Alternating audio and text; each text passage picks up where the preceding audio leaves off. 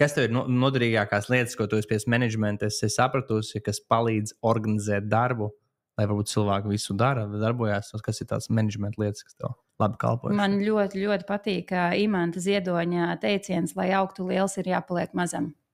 Tev ir jāmāk atkāpties, paklausīties, ko runā un saka tavi kolēģi, ko ieklausīties, teiksim, arī apkārtējos. Saprast to, ka nevienmēr tu un tavas kompetences būs tās, kas virzīs tos procesus priekšu, un iespējams, ka tagad tev ir jāpieņem, cilvēks X, kuram ir konkrētajam laika periodam un posmam vajadzīgās kvalitātes, kurš spēs iznest, teiksim, to uzņēmumu vai kaut kādu darījumu vai procesu uz to nākamo līmeni. Tas ir nenormāli svarīgi.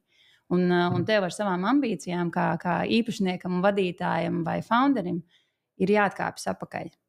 Un tas nāk ar rūdījumu, ar gadiem, jo sākumā tev liekas, ka nē, es taču zinu, kā ir labāk, es taču tā esmu jau 10 gadus, un mēs darīsim tā, bet arī tas skats no malas un tā spēja mainīties ir ļoti, ļoti svarīga. Un tas būtu mans tāds lielākais, ieteikums arī kaut kādiem citiem cilvēkiem, kuriem ir šādi te, piemēram, viņš redz, ka viņš varētu tikt uz kaut kādu nākamo līmeni uzņēmumu, bet nevar saprast, kāpēc nevar tikt.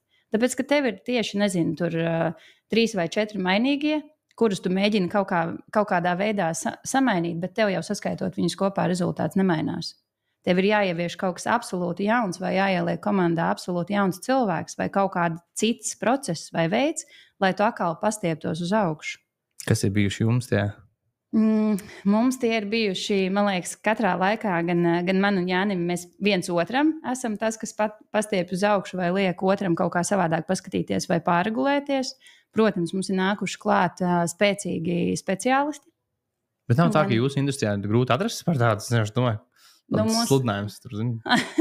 Pārdošanas menedžeri to es saprotu, bet tas ir priekš industrijas specifiski varētu būt. Bet, skaties, mums ir ļoti spēcīga finanšu direktora, attiecīgi, kas mums var palīdzēt un arī ieteikt kaut kādas lietas, kas saistītas ar finansēm. Par naudu, tur ir skaidrs. Vai loģistikā mēs arī visu laiku konsultējamies ar mūsu loģistikas vadītāju. Mēs arī klausamies un skatāmies, ko dara lielie uzņēmumi, ar kuriem mēs strādājam. Jo nav jau tev vienmēr tas ritens jāizdomā no jauna pašam. Tu jau redzi, kā darbojās multimiljardu kompānijas. Tu zini, kāda viņiem tur ir iekšējā sistēma, tur SAP vai Microsoft Dynamics. Tu zini, kā viņi savu loģistiku. Tu jau augot uzņēmumu, tu jau arī esi tāds tā kā daļa no tā procesa un daudz līdzi un mācies. Tas ir. Tu tikko teici tā, ka jūs arī mācījušies esat no lielākiem uzņēmumiem, lielākiem spēlētājiem, ko viņi dara, kā viņi dara. Tieši tā. Un kā tu darīt? Jūs kļūstat par viņu klientu, vai kā var iegūt tādas insider information? Tieši tā. Šobrīd mēs esam gan mēs pērkam, gan mēs piegādājam milzu uzņēmumiem. Tu vienkārši skaties, ko viņi tur dara. Mēs skatāmies, un viņi mums iesaka kaut kādas lietas, mēs viņiem atkal iesakam kaut kādas lietas. Viņi vienmēr ir super pārsteigti par to, kā mēs veidojam savu iekšējo loģistiku un kaut kādus noliktavus funkcionēšanas, kas ir īstenībā mūsu pašu izdomātas kaut kādas sistēmas.